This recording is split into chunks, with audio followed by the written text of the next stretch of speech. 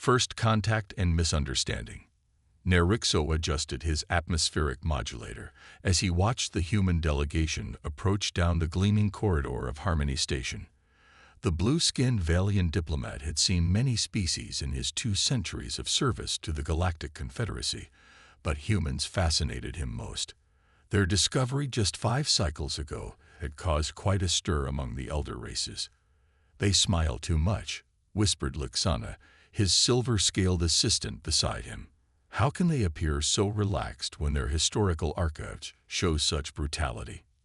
Nerixo's 4 eyes blinked in sequence, a sign of contemplation among his kind. "That is precisely why I requested this assignment." The Galactic Confederacy had existed for over 12,000 years, uniting over 40 sentient species across 3 spiral arms of the galaxy. Most member species had evolved beyond physical conflict, solving disputes through neural consensus networks and algorithmic diplomacy. War was considered primitive, a mark of undeveloped sentience. Yet here came humans, their history drenched in blood, now walking the halls of the Grand Council with expressions of wonder and warmth. The airlock hissed open, and 5 humans entered, led by Ambassador Elena Chen, a woman with streaks of gray in her black hair and eyes that seemed to evaluate everything they fell upon. Nerixo had studied her profile extensively. 52 Earth years old, former admiral in their space forces before becoming Earth's chief diplomat. The contradiction embodied. "Welcome to Harmony Station, Ambassador Chen," Nerixo said, his translator converting his harmonic speech to human English. "Thank you for receiving us, Diplomat Nerixo," she replied with that ever-present human smile. "Your station is magnificent." The human delegation followed Nerixo through the curved corridors of the station. Other Confederacy species moved aside, some with obvious discomfort. The Morvellian ambassador, a crystalline entity floating in a containment field, dimmed noticeably as the humans passed. In the council chamber, representatives from 18 species waited. Nerixo noted how the humans sat relaxed, while tension filled the room like a physical presence. Elder Quarren of the Zenith Collective spoke first, her phosphorescent tendrils waving. "Humans request full membership in our confederacy, yet your species has engaged in warfare continuously throughout your recorded history. Your most recent global conflict ended barely 3 centuries ago. Some believe this makes humans unpredictable." Nerixo watched Chen carefully. Her smile never faltered. "Elder Quarren, we don't deny our past," she said. "Humans fought each other for resources, for beliefs, for territory. But we learned. We evolved.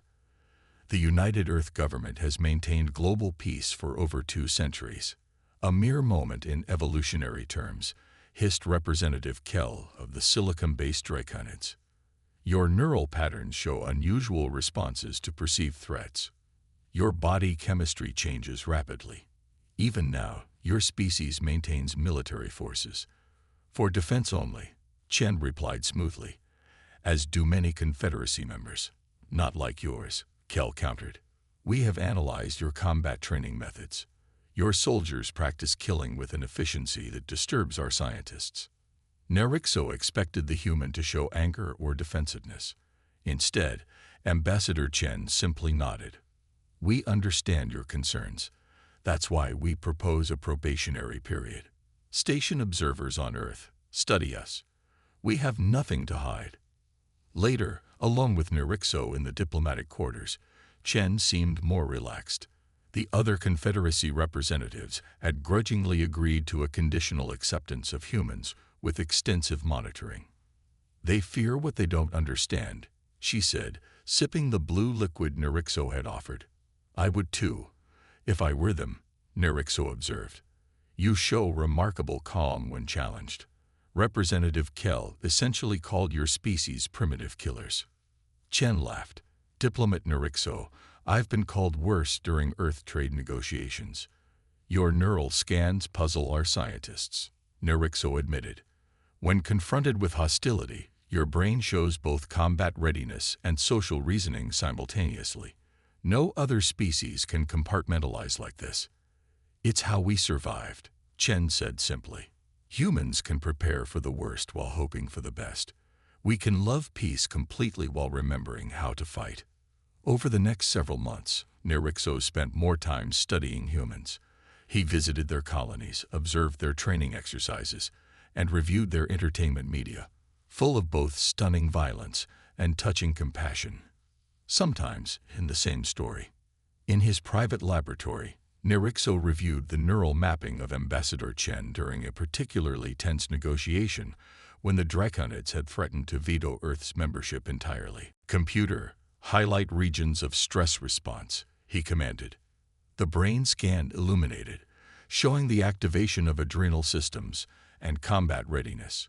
Yet simultaneously, the diplomatic and social reasoning centers remained fully operational. It was like watching two minds working at once, one ready for battle, the other calmly seeking peaceful resolution. Fascinating, Nerixo whispered to himself. They are warriors who choose not to fight. Not because they cannot, but because they decide not to. The door slid open, and Chen entered. "Your assistant said I'd find you here. Still trying to figure us out." Nerixo gestured to the brain scan. "Your species can prepare for violence while pursuing peace. No other Confederacy member can do this. The elders find it concerning." "But you don't?" Chen asked, studying his expression. "I find it intriguing. Most species either evolve toward peace by losing their capacity for war, or they remain warlike and destroy themselves before reaching the stars. Humans found another path." Chen approached the display, looking at her own brain scan. "We never forgot how to fight, Nerixo. We just learned when not to." "The Confederacy has enjoyed peace for millennia," Nerixo said. "Many believe war is behind us forever." "I hope they're right," Chen replied. "But if they're wrong, humans remember what others have forgotten." As he filed his report recommending human acceptance into the Confederacy, Nerixo included a final note of caution. "Humans appear peaceful, but beneath their smiles lies the capacity for tremendous fury. They are not pacifists. They are warriors who choose peace. The distinction may prove important someday." 3 years passed. Human integration into the Confederacy had been largely successful. Trade flourished, and cultural exchanges proved popular among many member species. Humans adapted quickly to Confederacy protocols, though they retained their distinct way of addressing problems. Direct and efficient, sometimes uncomfortably so for the older species. Nerixo had been promoted to senior advisor on human affairs, a position created specifically to manage the increasingly complex relationship between humans and the rest of the Confederacy. He was reviewing reports of a new human Morvellian agricultural project when the emergency alert echoed through his quarters.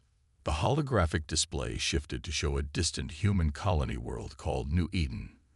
The settlement was burning. "Attack confirmed on human colony New Eden," announced Elder Corin, her form pulsing with concern on the emergency broadcast. "Preliminary data suggests Korzak involvement." The Korzak. Nerixo had studied them. A reptilian species from beyond the Confederacy borders who had rejected all diplomatic overtures for centuries, preferring isolation and their hierarchical warrior culture. They rarely engaged with Confederacy worlds, making this attack puzzling. Ambassador Chen entered the emergency council session, her usual smile gone. 5,000 civilians dead, she reported, her voice steady but her hands clenched at her sides. The colony was primarily agricultural with minimal defenses. "Regrettable," Elder Corin said. "We will begin diplomatic protocols immediately. The Korzak must explain this violation." Nerixo noticed the subtle change in Chen's posture. Her shoulders squared, her breathing became controlled, and her eyes had changed completely.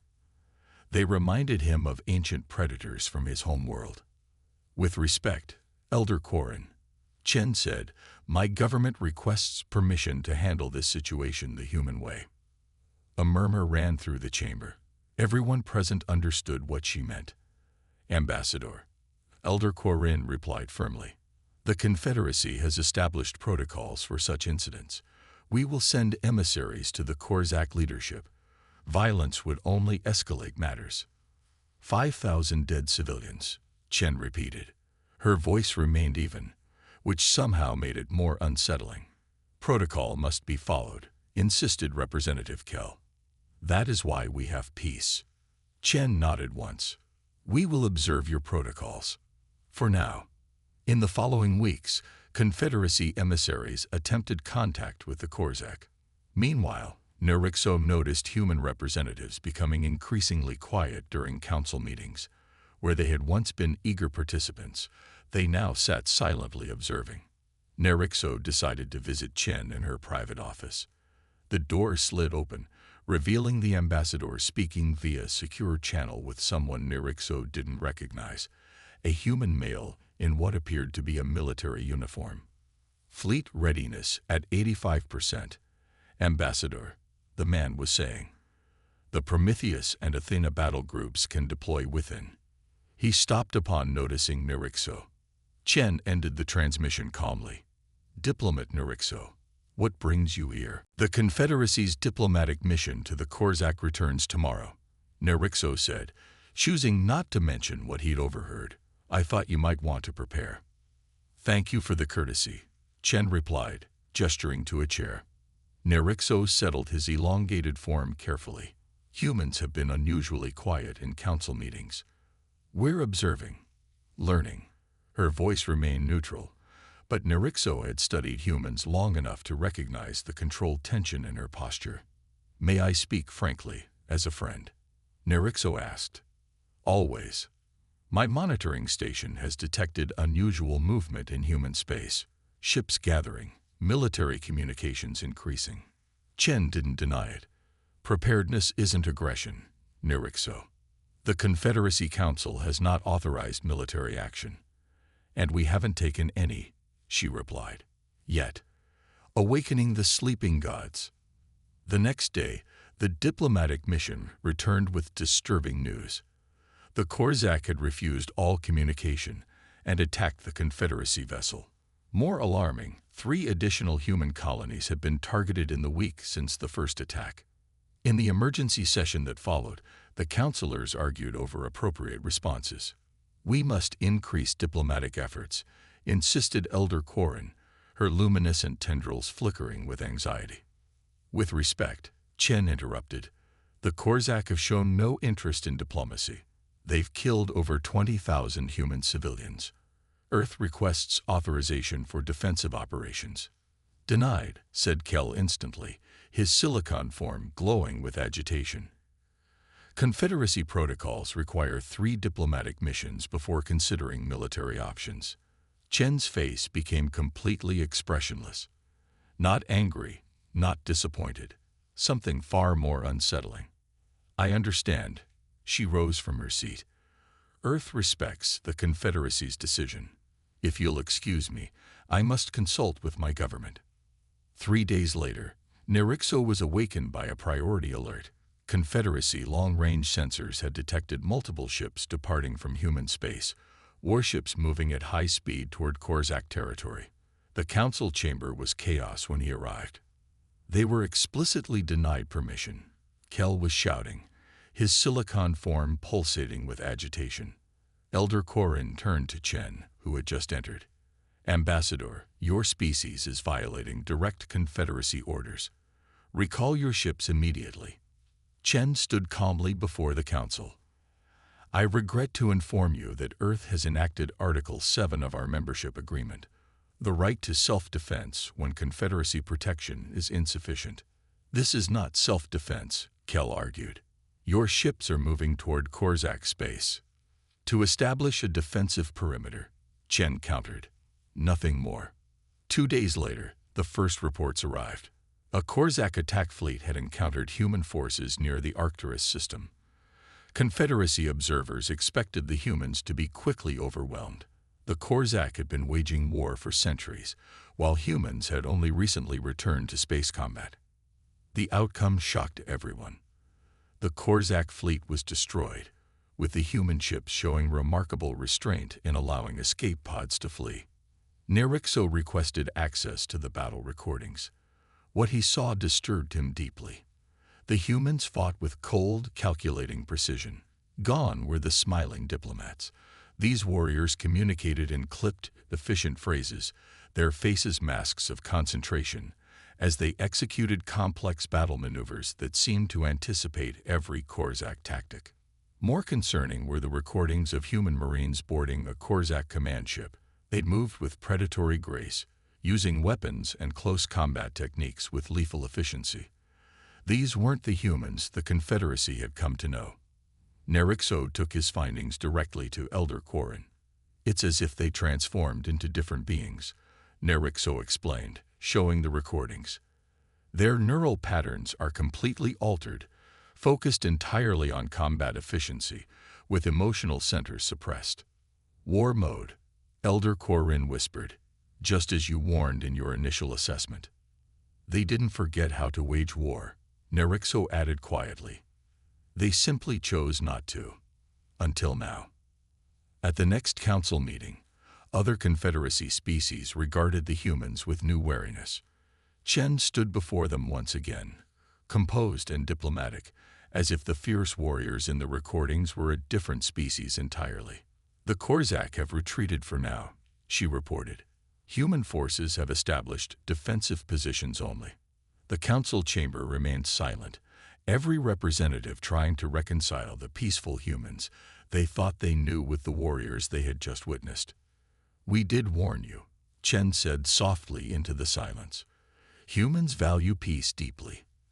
That's why we remember how to fight." Alarms blared throughout Harmony Station as Nerixo rushed to the command center. The massive display showed red warning signals across multiple sectors of Confederacy space. The unthinkable was happening. The Korzak had launched a coordinated attack against not just human colonies but Confederacy worlds. "Status report," Elder Quarren demanded, her translucent form pulsing with anxiety. "Korzak forces have hit 12 systems simultaneously," reported a Draconid operator. "Zenith Colony Gamma is already lost. Valiant Outpost Meridian under heavy assault." Nerixo studied the tactical display with growing concern. The Confederacy had maintained only minimal defensive capabilities for centuries, relying on diplomatic solutions to prevent conflicts. Now their outdated ships and untested defense systems were crumbling before the Korzak onslaught.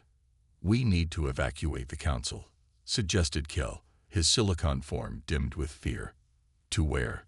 asked Quarren. "The Korzak have cut off all major hyperspace routes." The command center doors slid open. Ambassador Chen entered, but she was no longer dressed in diplomatic attire. She wore a black uniform with silver insignia, the uniform of an Earth Fleet admiral. "The human 7th Fleet is 18 hours from Harmony Station," she announced without preamble. "We can evacuate essential personnel and coordinate a counteroffensive." Counteroffensive. Kel's form flickered in disbelief. "With what forces?" "The Confederacy Defense Fleet is scattered across 3 spiral arms." Chen's expression was unreadable. "With human forces." Elder Quarren studied Chen carefully. "You anticipated this." "We hoped for peace," Chen replied. "We prepared for war." Nerixo suddenly understood. The ships that engaged the Korzak days ago were merely our forward elements, Chen confirmed. Earth mobilized our full military the day after the first colony was attacked. While still participating in our diplomatic discussions, Kel's voice modulated with outrage. "Yes," Chen said simply. "We've been at war footing for weeks.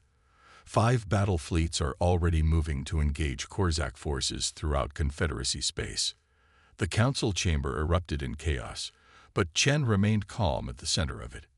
Nerixo moved to her side. "You knew the Confederacy would delay," he said quietly. Chen's eyes met his. "We've studied your history, Nerixo. The Confederacy hasn't faced a true military threat in 3,000 years.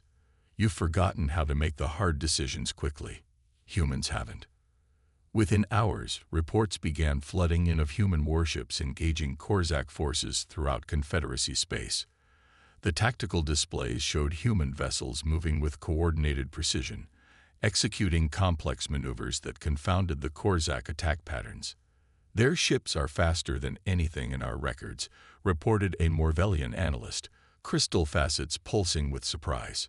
"Stealth technology," added another. "The Korzak can't target them effectively." Elder Korin watched the displays with growing astonishment. "You concealed your true military capabilities from us." "Not concealed," Chen corrected. "You never asked about our combat doctrine or force projection capabilities. You were too focused on ensuring we wouldn't fight each other to consider we might need to fight someone else." 3 days into what was now being called the Korzak incursion, Nerixo joined a human command vessel as the official Confederacy observer. The ship, named Thermopylae, hummed with controlled energy. The command center was a model of efficiency, with officers calmly relaying orders and coordinating movements across dozens of star systems. "Admiral Chen, Korzak forces are massing near the Valian homeworld," reported a young human officer. Chen, now fully in her role as military commander, studied the tactical display. "Redirect the Leonidas battle group. Have the Spartacus and Marathon provide flanking support." Nerixo watched in fascination as humans operated with machine-like precision. Yet these were the same people who created beautiful art, who laughed freely, who showed such warmth in their diplomatic interactions. The contradiction was extraordinary. The Battle of Valian Prime, as it would later be known, became the turning point in the conflict. Nerixo witnessed it from the observation deck of the Thermopylae. The Korzak had brought their main battle fleet, over 200 warships, to subjugate the Valian homeworld. They met 5 human battle groups in a carefully orchestrated trap. What followed was both terrible and awe-inspiring. Human warships moved with impossible coordination, striking from multiple vectors, disappearing into stealth fields only to reappear elsewhere. Their weapons cut through Korzak shields with surgical precision. When it was over, the Korzak fleet was in retreat, having lost over half their vessels. The human fleet suffered losses too, but they fought with a controlled fury that Nerixo had never witnessed in his 2 centuries of life. Later, when the immediate crisis had passed and the Korzak had been pushed back beyond Confederacy space, Nerixo found Chen in her ready room. She had removed her uniform jacket and looked tired but resolute. "Your people saved the Confederacy," Nerixo acknowledged. Chen looked up. The warrior was still there behind her eyes, but the diplomat was returning. "We protected our allies. That's what humans do. The Council is reconsidering many assumptions about your species." A small smile appeared on Chen's face, the first Nerixo had seen since the conflict began. "I imagine they are. In all our records, spanning 12,000 years of Confederacy history, we have no example of a species that can transition so completely between peace and war," Nerixo said. "The neural scans we took during battle, they show your brain chemistry altered to a degree we thought impossible without causing permanent damage." "It's not a transformation," Chen explained. "It's integration. We don't become different beings when we fight, Nerixo. We simply access different aspects of ourselves. The capacity for both peace and war, for both creation and destruction. They coexist within us, always, like sleeping gods awakening," Nerixo murmured. Chen considered this. An apt metaphor. "We prefer peace, but when roused to war," she trailed off, the implications clear. 6 months later, the Galactic Confederacy convened a special session. The Korzak incursion had changed everything. Species that had drifted apart over millennia of peace found new purpose in rebuilding and strengthening their alliance. And at the center of these efforts were the humans, once regarded with suspicion, now valued for their unique capabilities. "The humans have proposed a new Confederacy defense initiative," announced Elder Korin to the assembled representatives. "They will share defensive technologies and training while respecting our cultural preference for diplomatic solutions." Nerixo watched from his new position as senior advisor to the Council.